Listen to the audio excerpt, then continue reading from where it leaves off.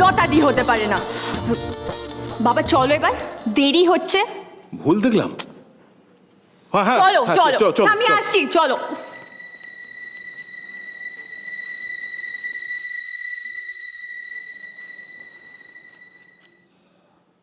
ব্রাহ্মী শাক। রাধা কৃষ্ণ রাধা কৃষ্ণ।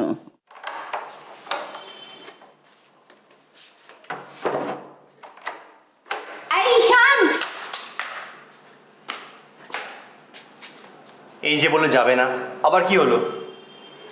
আমি ডাইনিং রুমে যাব না, আমি কিচেনে যাব। কিচেনে কি করতে যাবে? চলো না, চলো। আরে কিচেনে কি করতে? তো কিচেনে আমি যাবো, এটা কোনো 5 স্টার হোটেল নাকি যে কিচেনে যাওয়া যাবে না? তুমি বলে তোমার চেষ্টা করো। কিসের- কি হলো?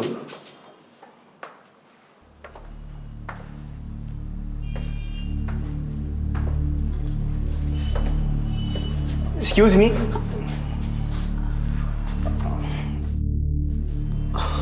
আপনি কিছু মনে করেননি তো? আসলে আমি আমার স্ত্রীর হয়ে আপনার কাছে ক্ষমা চাইতে এসেছি। ও কিন্তু আপনাদের হার্ট করতে চায়নি।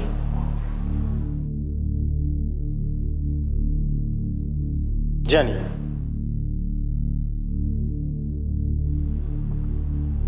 আচ্ছা, নমস্কার।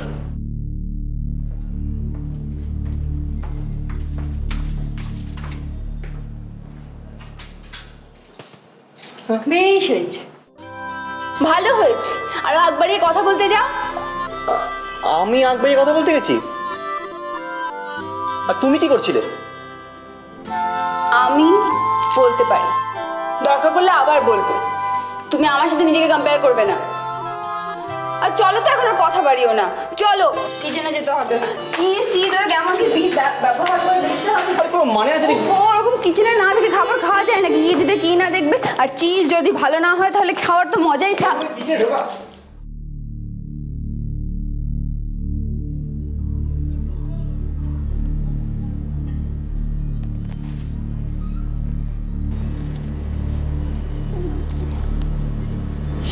সেই ভীতু লোকটা না,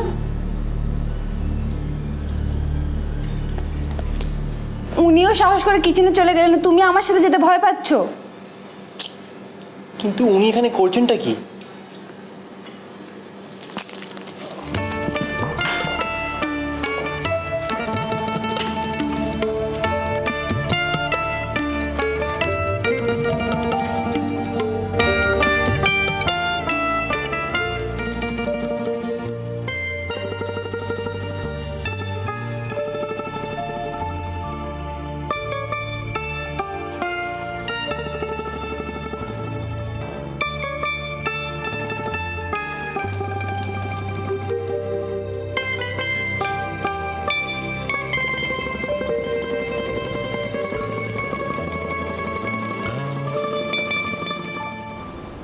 দাদা, হ্যাঁ বলুন।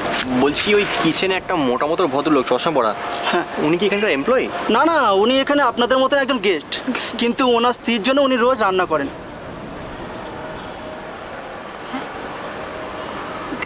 গেস্ট, কিন্তু উনি রান্না করেন হ্যাঁ, কেন? কারণ ওনার স্ত্রী বাইরের খাবার খান না। Excuse me.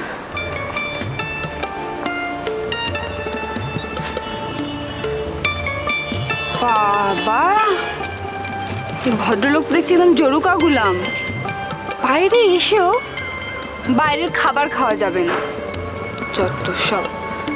আমার সিরিয়াসলি আর ভালো লাগছে না, চলো তো। ললিতা প্লিজ, উনি নিজে বউকে ভালোবাসেন, তাতে তোমার কি?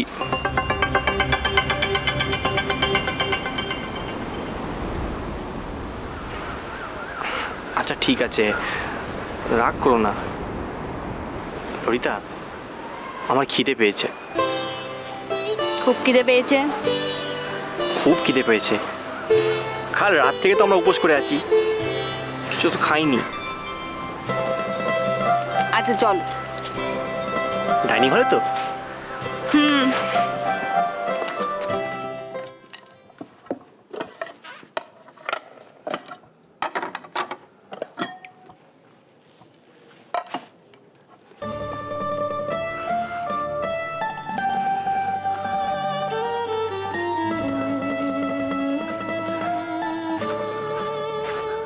চলো খাবে, চলো, না খেলে শরীর খারাপ করবে। চলো চলো চলো। কি করে খাই বলো তো? খাবার ছেলেওয়ালা দিয়ে নামছে না গো। ছেলেটা কোথায় গেল, কোথায় আছে, কি খাচ্ছে না খাচ্ছে কিচ্ছু জানি না। বাবা, আপনি যে বললেন কয়েকজন বন্ধু বান্ধব আত্মীয় স্বজনদের যোগাযোগ করবেন, করেছেন? কি কি ব্যাপার? আত্মীয় স্বজনকে ফোন মানে? দেখো, তুমি আমার রাইমার কথায় নেচে নেচে যেন সবাইকে ঢাকঢোল পিটিয়ে বলে দিও না কিছু। প্লিজ প্লিজ প্লিজ, কিছু তো একটা করতে হবে। এভাবে হাত পা গুটিয়ে তো বসে থাকা যায় না। আমি আমি কয়েকজনকে ফোন করেছিলাম রাইমা, কনিষ্ক ওদের ওখানে নেই। বাবা, আমিও তোর কয়েকজন বন্ধুকে ফোন করেছি, কেউ কিচ্ছু জানে না। আসলে চাকরিটা চলে যাওয়ার পর থেকে কারোর সাথে কোনো যোগাযোগ রাখেনিও।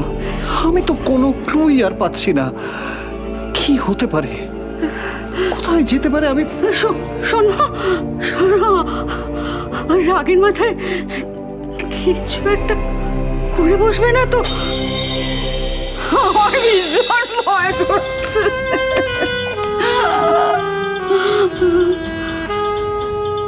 আমি সত্যি খুব টায়ার্ড, জানো তো। এই দিনের পর দিন প্রিটেন্ড করতে করতে আমার আর ভালো লাগছে না, আর ভালো লাগছে না। কোথায় যাচ্ছ, কোথায় যাচ্ছ? ভয় নেই, সুইসাইড করবো না। রাগ? কিসের অত রাগ ওর যে বাড়ি ছেড়ে চলে গেল?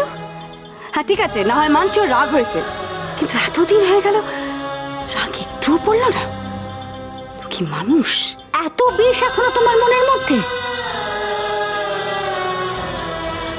আমি না হয় খুব খারাপ মা, কিন্তু একটা কথা কখনো ভেবে দেখেছেন আপনি?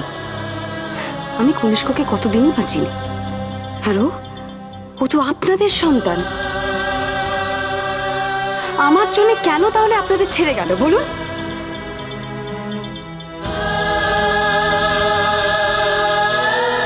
বলতে পারবেন না তো? কোনো উত্তর নেই। আশ্চর্য। রাইমা, রাইমা, রাইম, কোনো মানে হয়? বেচারি মেয়েটা খেলো না পর্যন্ত। সত্যি কথা।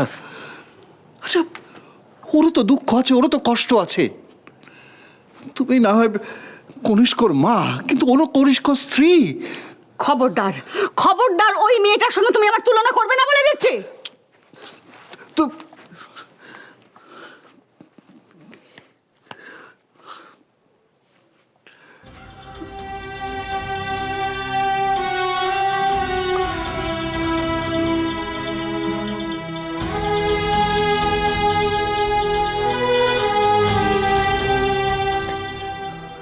বাবা, খেয়ে নিন বাবা।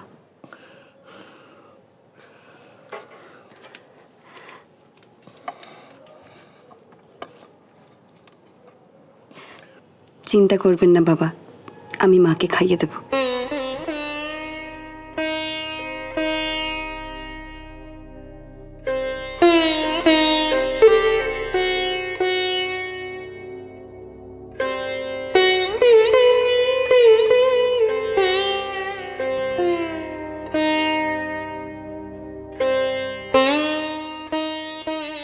তুমি বিশ্বাস করো যে রাইমার জন্য কনিষ্ক বাড়ি ছেড়ে চলে গেছে? না বড় বৌদি, রাইমা আমাদের সেরকম মেয়ে নয়।